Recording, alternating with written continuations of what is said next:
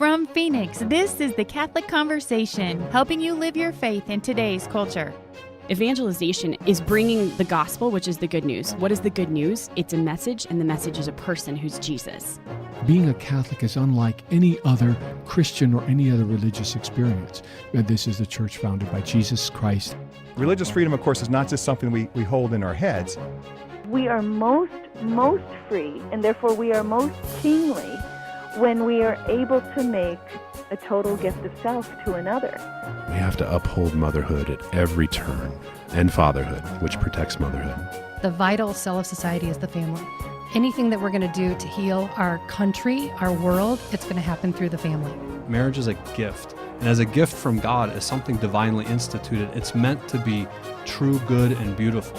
At the very heart of our femininity and masculinity is a call to motherhood and a call to fatherhood.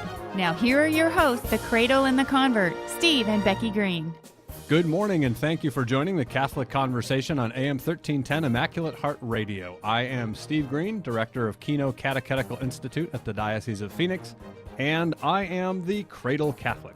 And I am Becky Green. I am the Director of the Green Homeschooling Institute and everything else in our lives, and I am the convert to the faith. And today we are going to actually be talking to a wonderful speaker who works within the pro-life community, Stephanie Gray. She's actually from Canada. And as we were preparing for this segment and we started getting into discussion again about just the pro-life cause and specifically, of course, having come off a couple months ago, the Roe v. Wade anniversary, 41 years since that dreaded decision was handed down by our Supreme Court, and sort of the ongoing work that all of us who are actively in the pro-life community are doing and what we face on a regular basis. And one of the recent issues that we came up against was sort of working out the conversations with our children. Right. Which for starters, we weren't ever really discussing a lot about the issue of abortion with our young kids. We have an 8-year-old, a 6-year-old, and a 3-year-old. 3-year-old obviously doesn't know anything about it.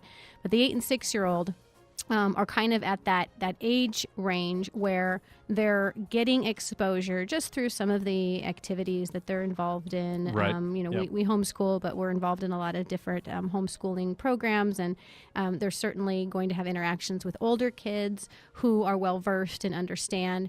And we had always sort of started with this mentality of wanting to cultivate a real appreciation for life, for babies, for just the dignity of the human person, and kind of weaving that into the child rearing of our children. But as they start to encounter it, and even just at Mass, we're going to hear about it in homilies and things like that. Yeah. So they have been exposed to the term abortion, and it was just a matter of time before the questions were going to start to arise. And so then we had to take real careful... Why are people praying for an end to that? Right. Was one of the ones. One of the questions. Why are they praying for an end to it? And so in the interest of being upfront with them, while at the same time trying to be careful about, how we... what kind of terms we used and how explicit we're going to get in our explanations, we've sort of found, I think, a little bit of a balance in trying to discuss why this is a sin, why this is wrong, why this is a serious challenge in our society, and especially as devout Catholics, understanding what it means to be pro-life. This, of course, has led into some very awkward conversations when recently they had seen some footage from March for Life. Right. Yeah, this was... So and maybe to set the context for this, so I'm at work in my office, and I get a phone call, and the phone call is from my lovely wife, Becky, who is saying, could you maybe talk to our sons a little bit because we were watching some footage of the March for Life. Actually, it was just pictures. They had heard some footage on the radio. Pictures. Okay. And then they wanted to see what it looked like. So I showed them some pictures of just how many people, and it was really kind of neat. Wow, there's lots of people, and oh, that's so neat. And now our 8 and 6-year-old boys are very, very angry. Right. And are threatening to do some inappropriate things. Like, didn't they want to blow up the White House? I think that was one of the point? things they had said. They were getting geared up Yeah, and so felt that they needed to call in some helicopters for this endeavor. And it should be noted in their defense that they call in helicopters to blow up things all the time. Right. That's one of their standard kind of go-to get rid of the problem maneuvers is we'll just bring in helicopters and things will be solved. Missiles and everything will be better. So, but the point was that in this kind of attempt to have this nice conversation about this good thing that the March for Life is, our two little guys kind of took that in an unexpected direction. They keep asking questions, and this is where I get into trouble because they ask a question that I give an answer to that I feel should be satisfactory and sufficient, but that leads them into asking another question, which requires an answer, and it's getting more detailed, but you don't have a full context. So I gathered ultimately somewhere in there they had come to the conclusion that it's the President of the United States who makes the laws and had made this particular law. And who is actually performing abortions? The President of the United States. Yes. So they were not happy about that. No. And he lives in the White House, and so bring in the helicopter. Exactly. So we needed some clarifications, and then it got into trying to discuss the three different branches of our government, to which I was then asked, okay, who is the government? Is that a he or a she? Right. By my 6-year-old. And so I then had to clarify, no, the government is all of these and we were just getting into levels of U.S. history that I really had not studied up on at that point and was not ready to share with my first and second graders. So yes, we had to call Dad because I needed some reinforcements and I needed some help in bringing us back to the real problem and the real efforts that we need to take in love, not with helicopters, and learning about trying to discuss the real efforts that we in the pro-life community are meant to take and how we're supposed to approach this problem. Right. And one of the things that I was telling the boys is it's not true that everybody who is pro-choice or who supports abortion or who has had an abortion is someone who doesn't love babies. There's a lot of misinformation. A lot of people don't understand. And it's interesting, over the years, I was a youth minister. I was a high school theology teacher, taught ethics at a community college and theology at UMarian. So as a teacher and as a youth minister, I came across a lot of young people who were pro-choice and who that was their position. And the overwhelming majority of them, had never, ever heard anything like a clear or rational defense of the pro-life position. They had heard the kind of sound bites and spin-doctored perspective on it that you tend to get in the, politicized, emotional debates on the topic from the pro-choice side. And the other thing was the overwhelming majority of them had at least some level of personal objection to abortion, but it's legal. And who am I to tell some other woman that I don't know who's in this horrible situation and has no other options that she can't do what's best for her? And so, but that's a world apart from the entire pro-choice side as all these, baby-hating murderers, right. With their... that's just not the case. Right. Now, there are certainly some people on that side who know the truth and for whatever reasons reject the truth and kind of make the opinion and the case. But that's not the case for most people. And so it's really more about loving them and then trying to share the truth in love, and have a dialogue about it. And yes. I know for me, Yep. when we first, long ago in RCIA, real quick, I started to encounter some of the arguments that started to make me get a little bit nervous. But it was the justice for all, just rational breakdown right. of understanding who is this person, the unborn, and what is abortion. Answering those questions very simply. And that was really a game changer. So anyways, sorry, I'm cutting off my lovely wife here. Not at all. So we're fortunate because when we come back on the Catholic Conversation, AM 1310, Immaculate Heart Radio, we'll be talking to Stephanie Gray, who is a big name in both the Canadian and American pro-life apologetics movement. So stay right where you are. You're not going to want to miss this conversation. Today's broadcast is brought to you by Bradley Hahn, attorney at law, and Villa Fatima Skilled Nursing Centers, where the principles of human dignity and respect for the life of each patient, regardless of physical or mental limitations, guide their approach to care.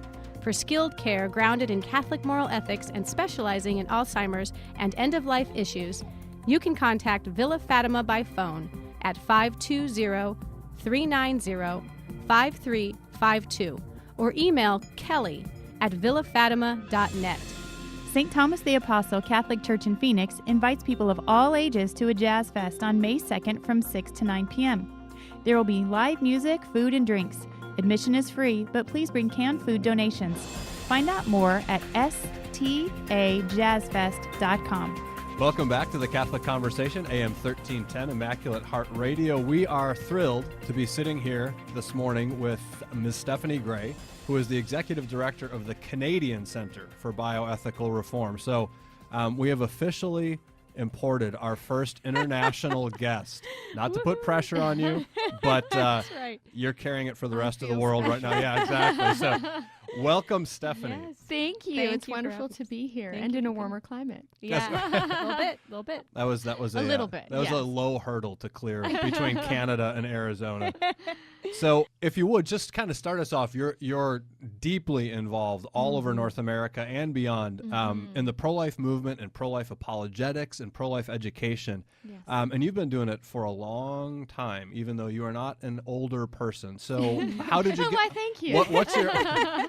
What's your background? How did you end up getting into this work? Sure. I often describe myself as a child activist.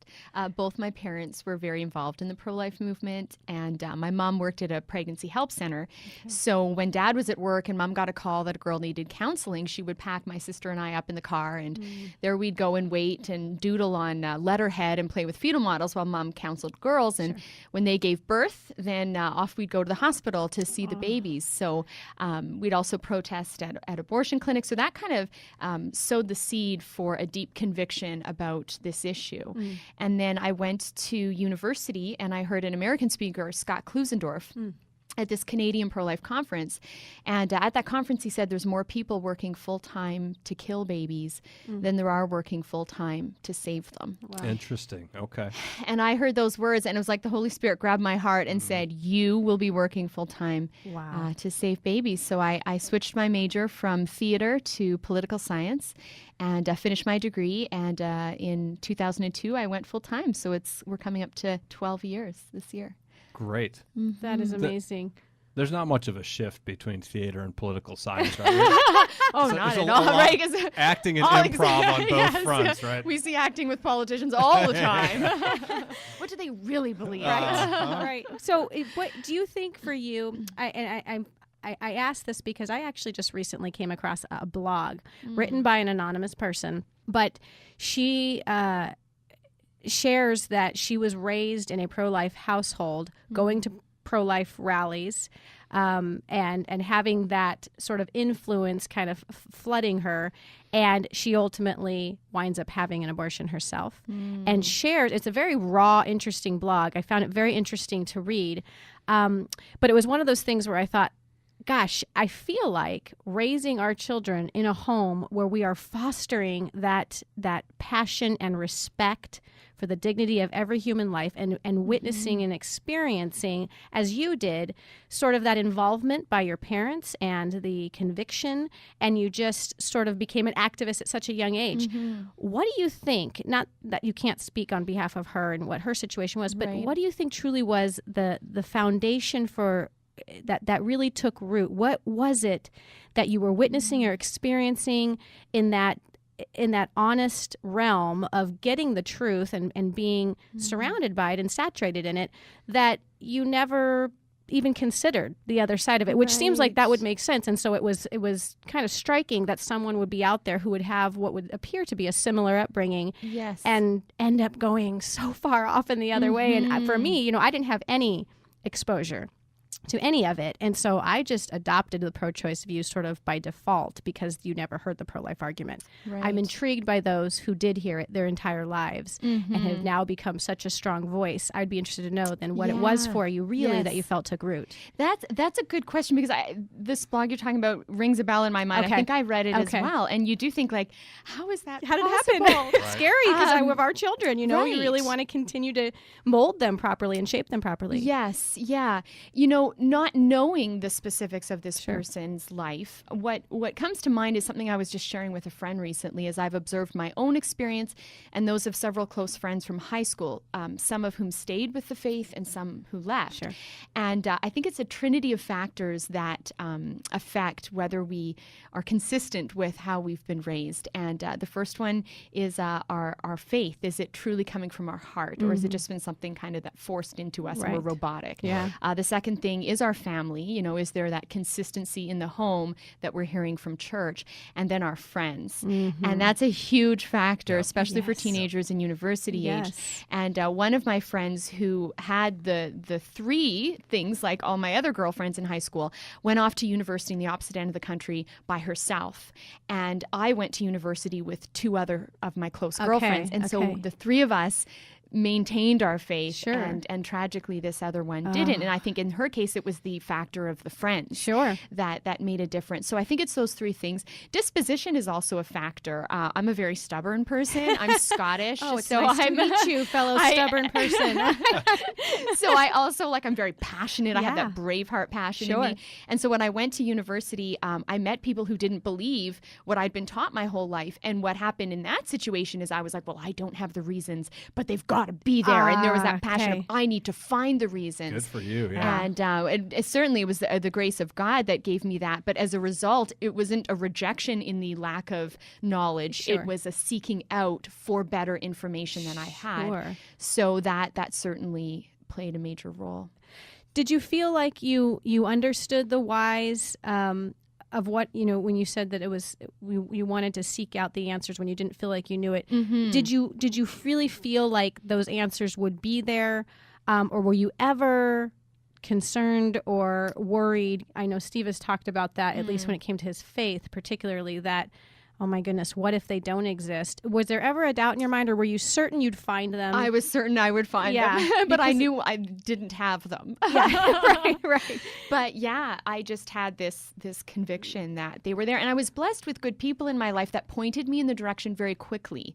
So I remember, in fact, I recently sent a message to Carl Keating, but one of my high school teachers, I called him up and I said, I've gone to Catholic school for 13 years of my life. Why don't I have answers?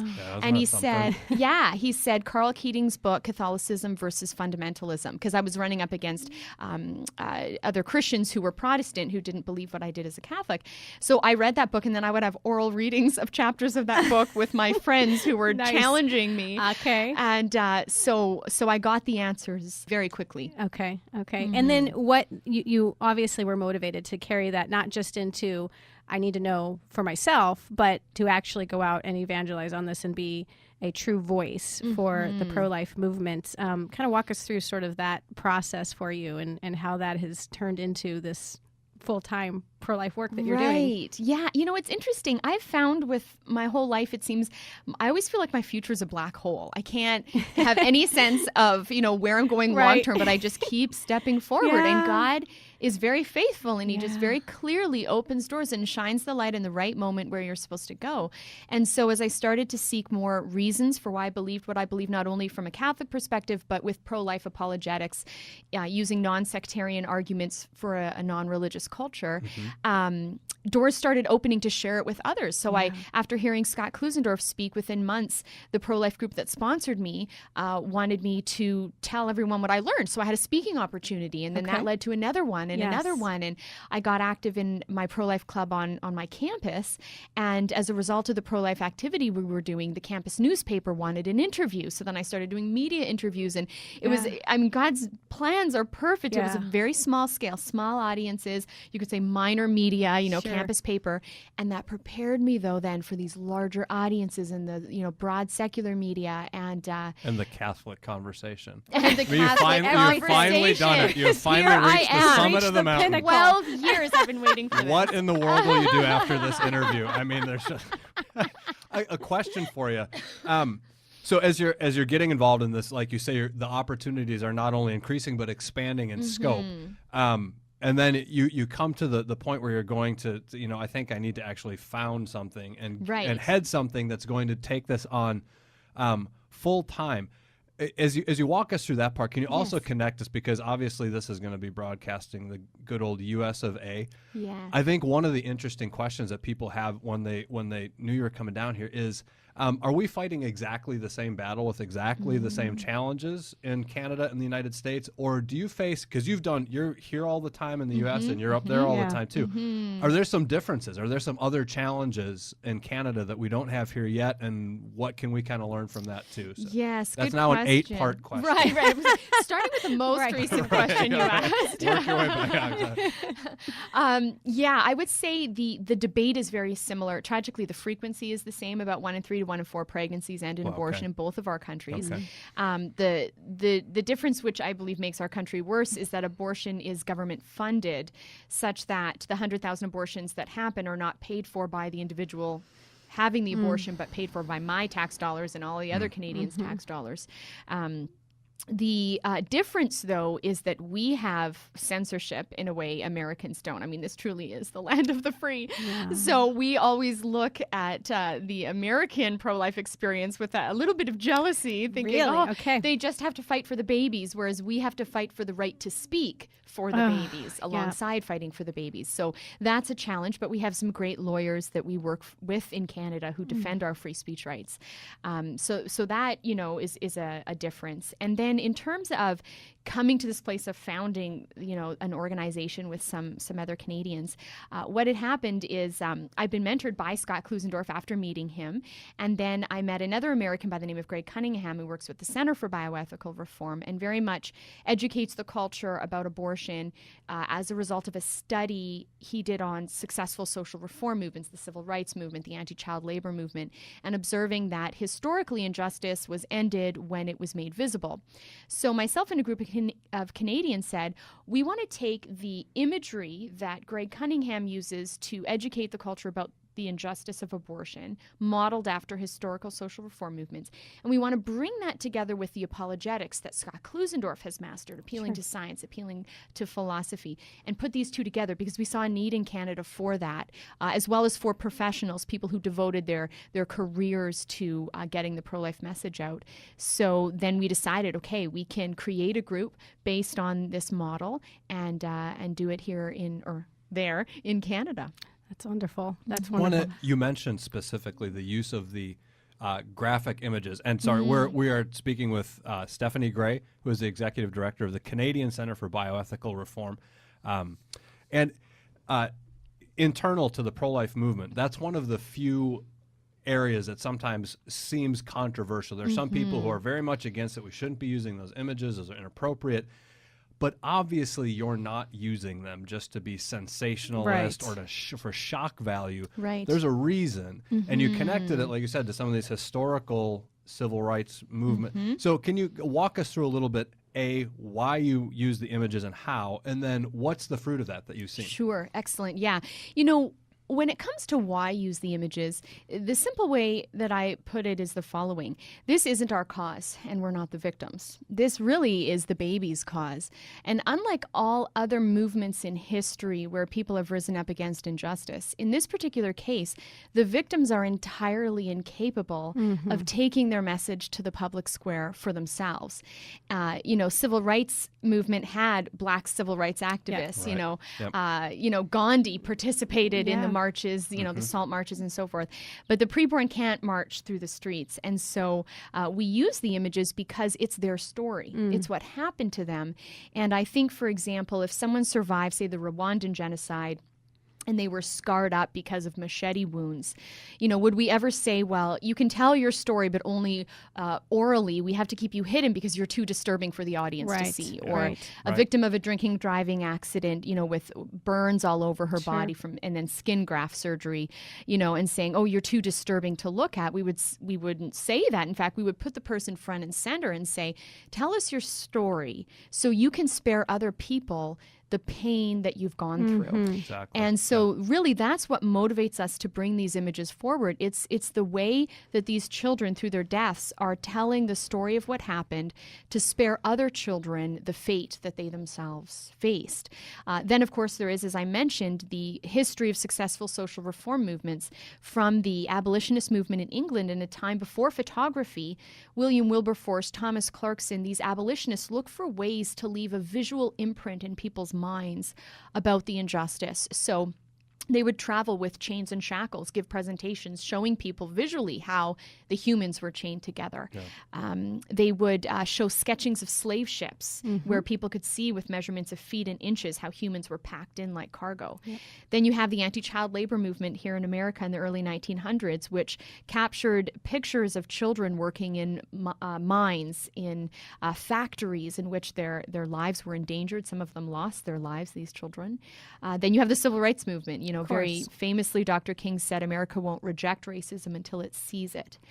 And so as a result of those two reasons, the history of other movements and the need for the victims' stories to be told, we've devised a number of ways in which we, as the advocates for these children, take their message visually to the culture. In the context of presentations, we'll run videos. On college campuses, we set up exhibits with images in still form and debate students about the issue. And the fruits are just overwhelmingly positive. I'll never forget in Calgary, where I used to live in Western Canada, our team was standing in the rain with abortion imagery.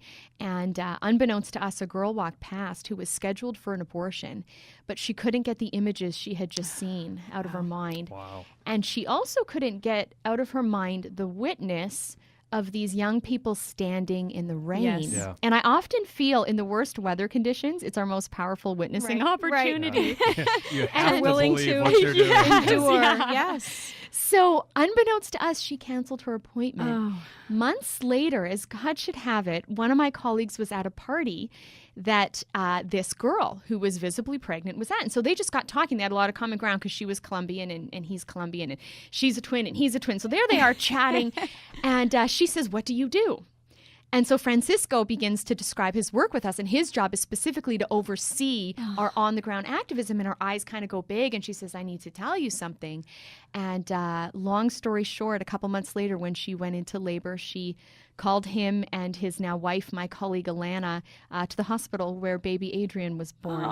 Gosh. And they formed a beautiful friendship with her. When they got married, she came to the wedding with her baby and her mom and her twin and the whole family. So that's just one of many stories where we have seen people change their minds about abortion. This is, I love what we're talking about here, and I want to get further into it. And I really want to actually talk to you a little bit more about the debates that you have with people who are providing these types of abortions, and talk a little bit more about the graphic images as well when we get back from our break. Once again, we're talking to Stephanie Gray. She is the executive director and co-founder of the Canadian Center for Bioethical Reform here on the Catholic Conversation. Don't go away. We'll be right back. Bradley Hahn, attorney at law, is dedicated to helping clients uphold Catholic Church teaching with living wills, probates, trust administrations, and end-of-life decisions. Bradley can be reached by phone at 480-627-2444 or emailed at info@bradleylhahn.com. And now, Catholic attorney Brad Hahn joins us. Brad? Thank you, Steve and Becky.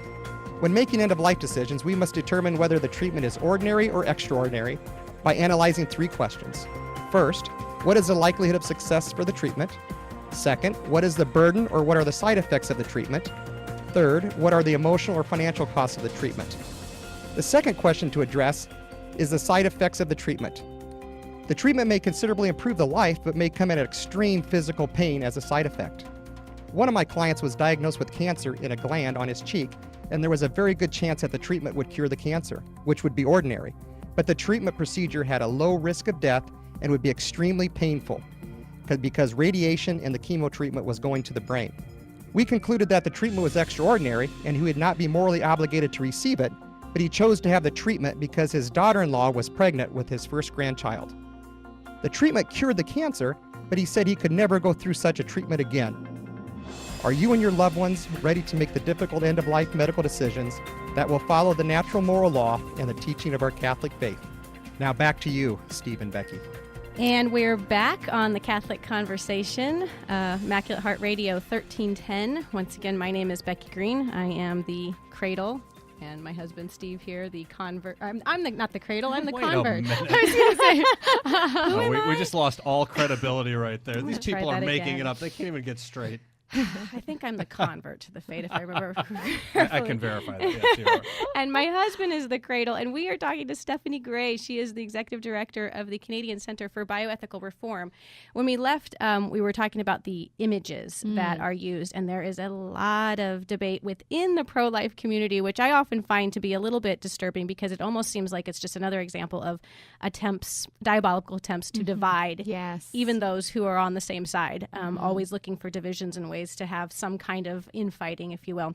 I personally support the idea of using the graphic images for every reason that you have said, although the criticism that often comes is that this, while it's disturbing and that is the answer to getting the attention from those who may be lukewarm or unaware, the criticism is often those women who have endured abortions and are now seeing this, and that is it just not pouring salt into the wounds? And if abortion's such a good thing, why should there be any wounds for salt that's to be poured in? And of course, and that is the point. And I think what needs to be defended from the get-go in every pro-life stance is that this is not just about the unborn, it is also about the woman. And I'm frankly getting very tired of the idea that the pro-life position doesn't care about the woman, because that's what's pitched to us constantly. Oh, you care about the unborn. And that is, of course, where our focus needs to be, but that carries through and needs to be about the woman who will endure those wounds, the woman who doesn't get to see the light of day because she's the one who is aborted, the woman who won't have the chance to hold an adopted child in her arms because another woman aborted. So this is all about the woman as well. And those graphic images, while they may be something that could be difficult, it's facing the truth, is it not? And healing has to start with the full acceptance of what this was, and the anger that needs to come from recognizing if you weren't told what the truth was. I'm interested to know, you debate doctors, and it can be very intimidating for a lot of people out there, people who have letters behind their name and people who are, considered experts in a field, and specifically the medical field often is just granted such credibility as being, a field where the people who are the ones in it are the experts and they know what they're talking about and they're knowledgeable. Right. But being knowledgeable, obviously, about something that's bad or wrong doesn't justify your purpose and your reason. So you step up and you will debate these doctors and abortionists, obviously with truth on your side. What is that like? You have an audience there that's hearing these debates, and obviously they are all coming at it from their perspectives and where they stand. What do you see that comes from that? Do you ever have an abortionist come up to you afterwards and be like, you know what, I just completely lost that debate? I mean, do you ever get to see the fruits of those types of experiences? And maybe not in such an overt way. Of course, I've never heard that statement as much as it would be music to my ears. Right. We can hope. Yeah, their actions and arguments within the debate, I think, communicates what you've just said. The abortionist that comes to mind is someone who I have a particular you could say even soft spot in my heart for, is Dr. Fraser Fellows, is a late-term abortionist back in Canada that has debated me now on 3 occasions, and will be doing a 4th debate, but with one of my colleagues just in a month and a half's time. And all I actually feel for that man, even though I believe he should be thrown in jail, and I hope the day comes where that does happen, is I feel an overwhelming sense of sorrow and pity for him. Yeah. I believe he is extremely troubled by what he does. When we first debated, after I did the opening remarks, he got up and in front of 150 medical students said, that was pretty good. Well done. I've not heard the argument expressed like that. And I was just kind of frozen in my chair like, this is weird. You're not supposed to say that, you know. Wow. Nonetheless, he proceeded to make his argument. Sure. And it was very obvious that he had no argument. And down to the point is every time we debate, an audience member says, like, why does he do this? He's not helping his cause by doing this. And it's also interesting when you hear him talk about what he does. In our second debate, he said, I'm just a technician. Boy. And what struck me about that was it was in the context of me inquiring during cross-examination, why do you do this? And, he would say, well, because women want it and I'm good at it. Those are the two things he said. And so I said, well, does the woman truly want it? Or does she actually, not want to be poor and want support and all these other things? And abortion really isn't going to solve those other problems. Yeah. And he said, look, by the time I see the woman, she has been to the social worker. She's been to the nurse. By the time I see her, she wants the abortion. I'm just the technician. And when he said that, what struck me is some research that my colleague Greg Cunningham has done on the psychology of killing and the effects it has on killers. Yep. And how they have to distance themselves from the victim, as well as feel that they're part of a team so that no one feels personally responsible. And that's how they can continue doing what they're doing. And I'm thinking, Dr. Fellows can blame the social worker can blame the nurse can blame the doctor. So no one feeling personally responsible can therefore keep doing what they're doing. Sounds very Nazi Germany. Yes, it's very disturbing. And so I look at these debates as an incredible evangelization opportunity.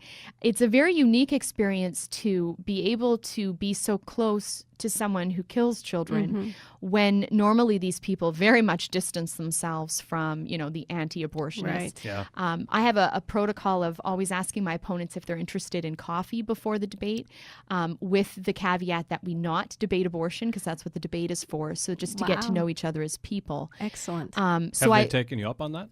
All 3 times. Wow. Yeah.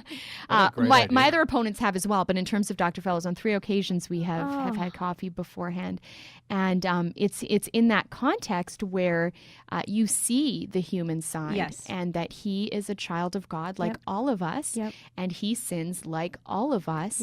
And the tragedy is the more we participate in a particular sin, the deeper we go, the harder our hearts can become. And what makes him unique from probably most human rights violators in history is he has been able to kill unrestricted for 44 years. I mean, Hitler never had 44 years to kill. So the hardness of that heart. And so I look at the debate as a chance to reach the audience, but I look at the coffee as a chance to reach the person, the opponent. And the deep desire of my heart, of course, is for his conversion, as Dr. Bernard Nathanson here in America, had that It's profound certainly conversion as possible. well. It's certainly possible. We're talking to Stephanie Gray. She is the co-founder and executive director of the Canadian Center for Bioethical Reform. And you mentioned that he had said, the abortionist that you had debated said that, wow, I'd never heard an argument put that way.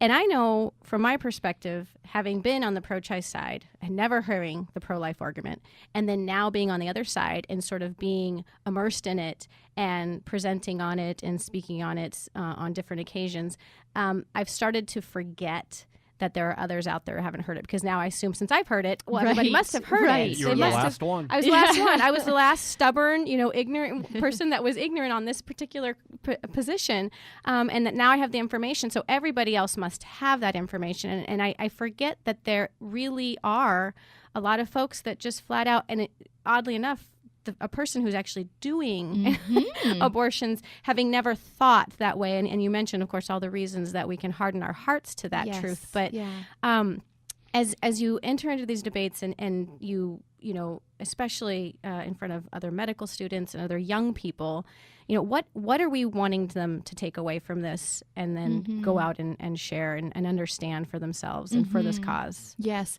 I'm big on communicating the truths that are written on people's hearts and drawing that message out of them rather than forcing it into them. The great example I always like to refer to is the 10th chapter of Luke, when Jesus is approached by a scholar of the law who says, "What must I do to inherit eternal life?" And Jesus' response is a question. What does the law say? He knows he's talking to a scholar who will know the law, but instead of telling him, Jesus draws from him the truth. The scholar then tells him the law about love. Right. And then when he asks Jesus, "Who is my neighbor?" Jesus tells a story. And so that's often what I do with audiences is I ask questions and I tell stories that will appeal to things they already know and just connect the dots for them. So I'll ask someone, do you believe in human rights? Yes. Who gets human rights? Humans. So then I bring it to the preborn child and say, well, what about this human's rights? And they'll say it's not human. Yeah. And then I simply ask, well, what are her parents? If they're human, wouldn't it follow that she's human? Yeah.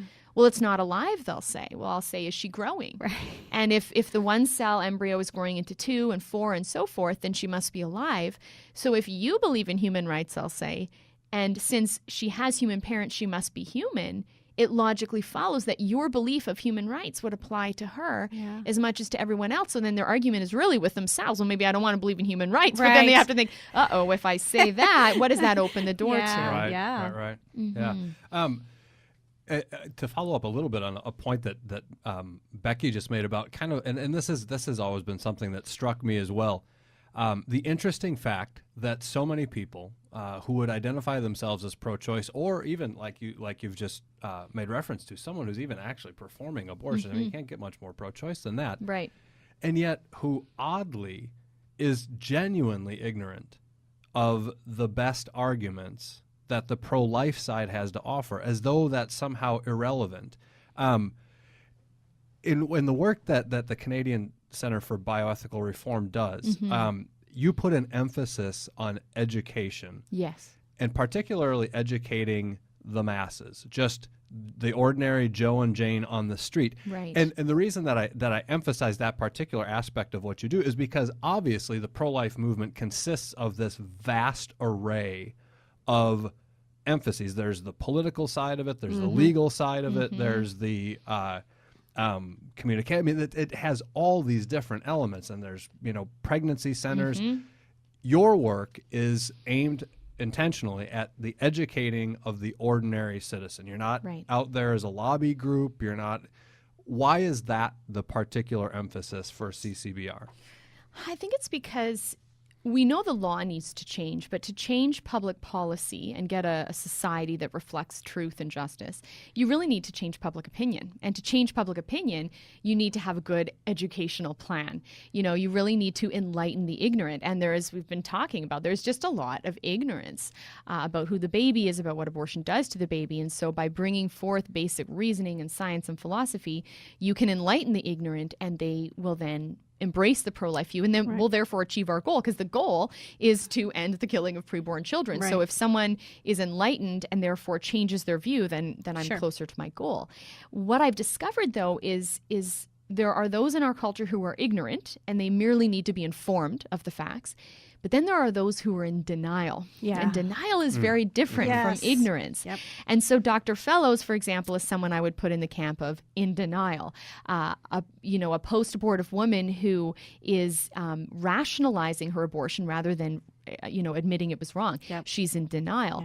Yeah. And to address that takes a different way of interacting with the person. So we've now looked at how to really reach the hearts as well as the minds of people, finding out, really I tell my audiences time and time again, it's the prayer of St. Francis which needs to be the prayer of our hearts. O Divine Master, grant that I may not so much seek to be understood as to understand, and to encounter someone and think, how can I understand where they're coming from? I once dialogued with a girl who couldn't accept that life began at fertilization.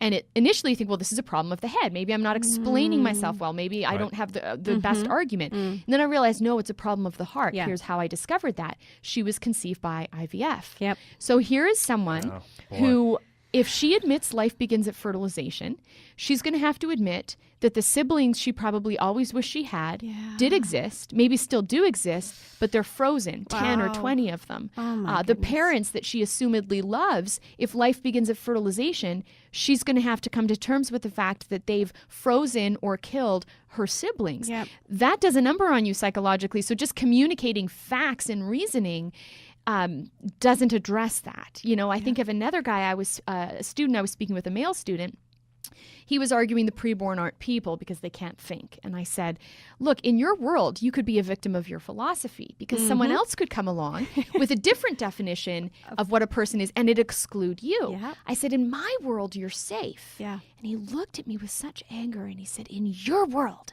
I wouldn't exist. Oh, gosh. And I had no idea what he meant. So I asked a question. I said, what do you mean? And he said, my mom had an abortion. She had an abortion shortly before she got pregnant with me. If she didn't have that abortion, she never would have got pregnant with me, and I wouldn't exist. It gives me chills. Yeah.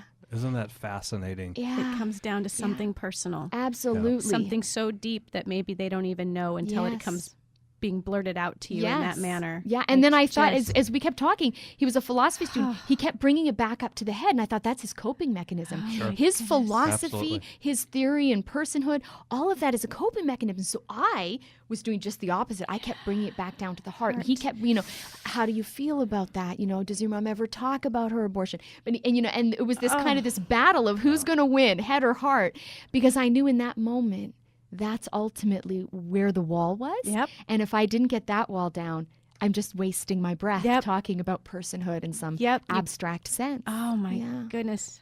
In your experience, do you find, and you've obviously you've done a ton of face-to-face dialogue and debates on the streets, in presentations with people who are pro-choice or at least identify themselves that way.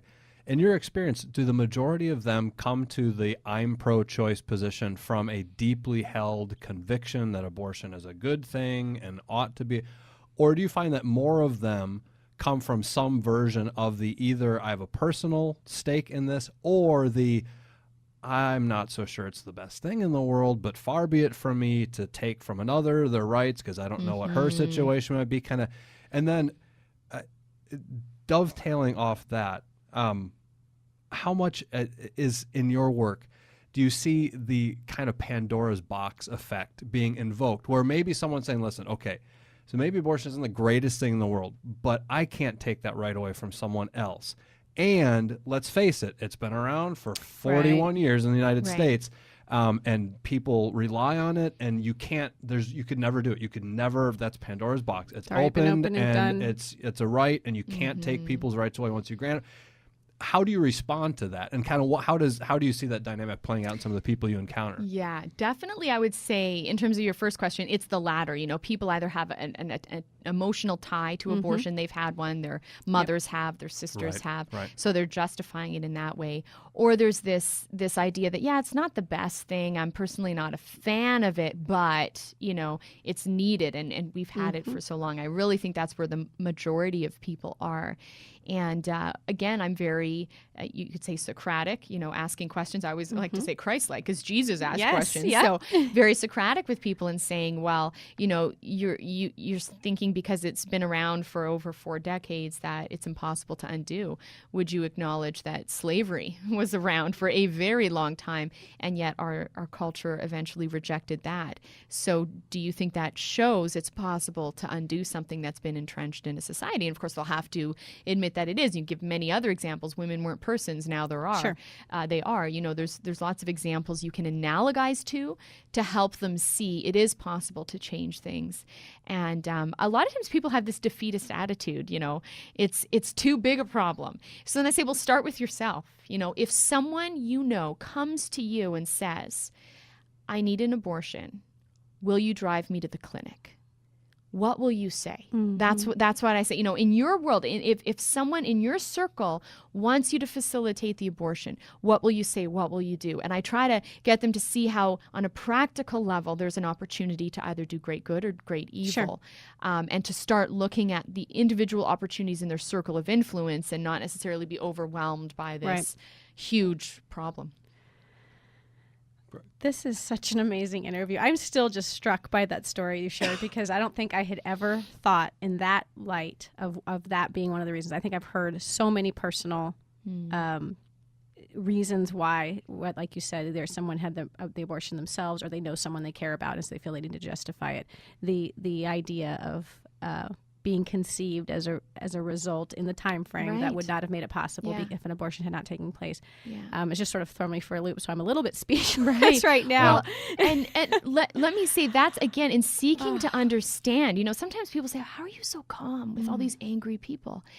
And if you take time to understand where they're coming from, again, all you can do is feel sorrow and pity for them. Yep. When he shared that, I thought, my Lord, his whole existence is rooted in the dismemberment of his sibling. Yeah, what a burden. Yeah, to what a be burden to carrying carry. with Yeah. you. How That's do you exactly what I live thought. like that?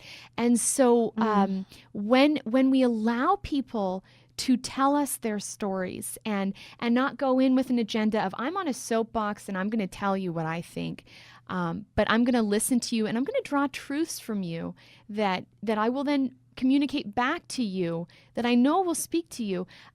There's a great opportunity there, but it takes time. Yeah. Because the wounds are so deep. But it seems that is the first step in that softening process, that even if it's not you that makes that final slam dunk on the conversion, that there's the potential that it will happen down the line. Absolutely. Stephanie Gray, thank you so much for being here today. It has been such an honor. I really wish we had another show. Anytime you're going to be back down in Phoenix at any time, you need to come You visit know where to find I'm in us in now. June. Okay, good. We need to snag When you. it's nice and hot. For part two.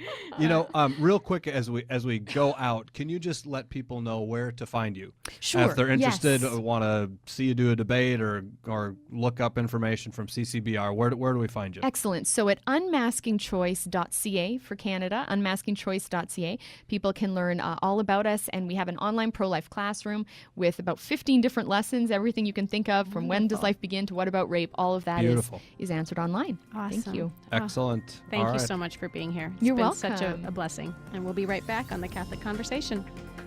Bishop Thomas J. Olmsted and the Office of Child and Youth Protection would like to cordially invite you to gather for a Mass of healing and reconciliation for survivors of abuse and their families on Tuesday, April 1st at 6 p.m.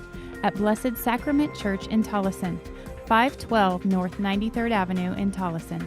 For more information, call the Office of Child and Youth Protection at 602-354-2396. Notre Dame Preparatory High School Mothers Guild presents Stories Yet to Be Written, auction and fashion show on May 3rd at 6 p.m. at the Fairmount Scottsdale Princess Resort. More at NotreDamePreparatory.org. This is a Marriage Minute with Dr. Jennifer Roback Morse of the Ruth Institute. Say, did you hear?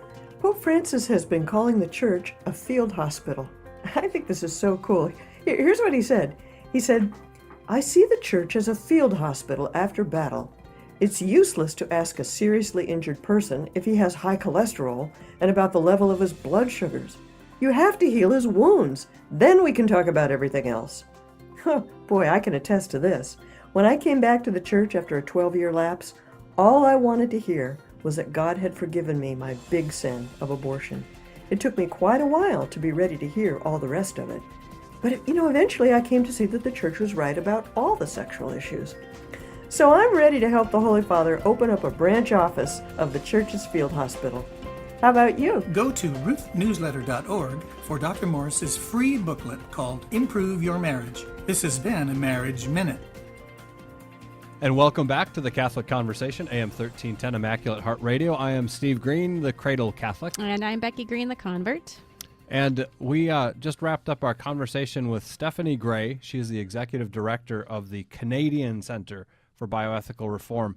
And what a great witness, what a great voice for the pro-life movement. Amazing. She has been doing pro-life apologetics since she was literally in college, since she was like 18. Right. And co-founded the Canadian Center for Bioethical Reform.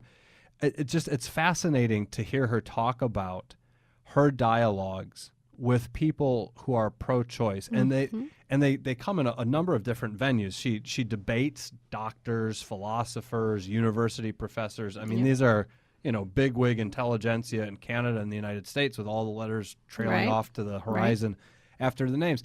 And yet, it's so interesting to hear her talk about just the simple connection with the person that underpins and informs her conversations and her dialogues with them.